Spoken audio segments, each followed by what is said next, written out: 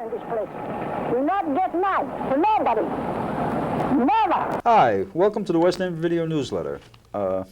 Just about 10 months ago, we had on this show a guest, Ray Flynn, and tonight we have him back. Tonight, Ray is running for the 8th Congressional District. It's an old-line district that used to enclose the West End. There's a lot of historical lore there, and we're going to get into it. And personally, I personally like Ray, have always liked Ray, and he's always done the right thing for me. And I want to say this about Ray Flynn. What do you think? He's a good politician or a bad politician? He is the kind of politician that we went to his administration, okay? He could have just, he's from Southie, we're from the West End, he could have just walked away from us.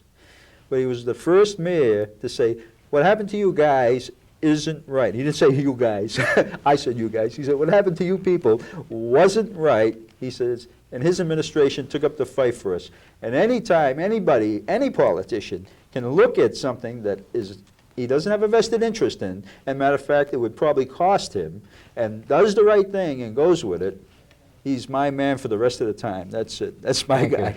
Well, thank you. I'll tell you, it was a great injustice what happened to the wonderful people of the West End. I happen to have a very strong attachment, commitment to the West End. I played ball down the old West End house. That's right. Down on Blossom Street. That's right. And I just thought it was one of America's great neighborhoods. I'm kind of an urban student, and when you look at the mixture of Italians and Polish and Irish and blacks and Latinos and everything all in this one particular, Portuguese, all in this one area, and everybody got along well. And there were synagogues down there. As a matter of fact, I spoke in the Boston Synagogue just the other night. I was sorry I couldn't make it. It was wonderful. They sent it out to me. They sent it out to me, and you know, I do a lot with the Boston Synagogue. Yeah. Matter of fact, they advertised in our last newsletter. It was wonderful, and a lot of the old West Enders, Jewish people from the old West End, came back. Even some of them from Newton came. It was the biggest crowd that they've had in a long time. And I just talked about my experience as the United States ambassador to the Vatican. I talked about the Pope, John Paul II. I talked about how my first job as U.S. ambassador was really to try to bring the Catholic faith and the Jewish faith come together in formal diplomatic relations between the Vatican and the State of Israel. But when I was talking about that down at the old West End the other day at the Boston Synagogue, we were obviously talking about, you know, Julius Ansel and Sam Harmon, and we're Benji Klebanow, and you know, and you know, it's really it's really, and St. Joseph's with Monsignor Powers.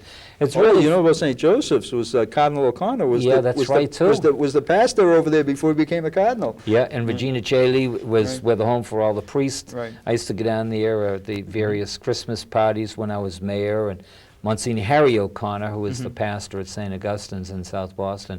But, you know, no matter where I go in the 8th Congressional District here, whether I go in Chelsea, or I go in Somerville, or Cambridge, or Brighton, you know, Charlestown, no matter where I go, you'll find a lot of old West Enders. Oh, yeah. And it's really nice, though, to see the pride that they still have in and they follow your newsletter. That's right. They follow the West End newsletter. That's like the Bible and the Torah all rolled into one. It is to a lot of them. I agree with you. Yeah, it's good because they've never lost that West End pride.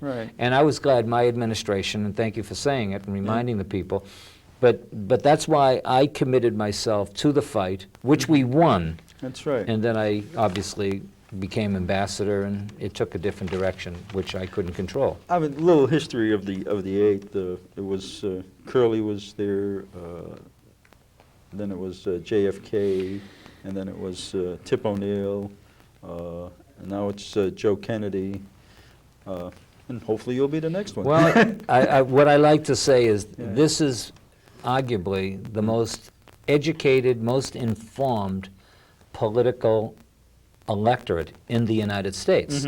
I mean, what other district can name those kind of people that you've just mentioned? I mean, New York can't make that claim. California can't make that claim. You know, they didn't elect the people of that stature. And I think that's one of the things, in all humility, I think I've got going.